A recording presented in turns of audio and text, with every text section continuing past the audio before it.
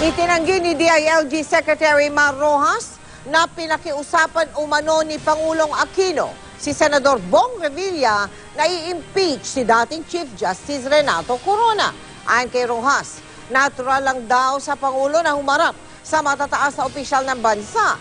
Tungkol sa pulong, sinabi ni Rojas na gumawa lang daw siya ng paraan para masabi ni Revilla sa Pangulo ang tungkol sa cityhood ng Bacoor, Cavite at sa pagiging presidente ng Partidong Lakas ni Revilla.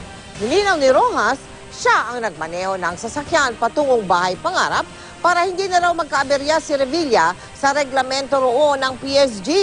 Hindi raw totoong tinanggal niya ang plaka ng sasakyan bago sila pumunta sa Bahay Pangarap.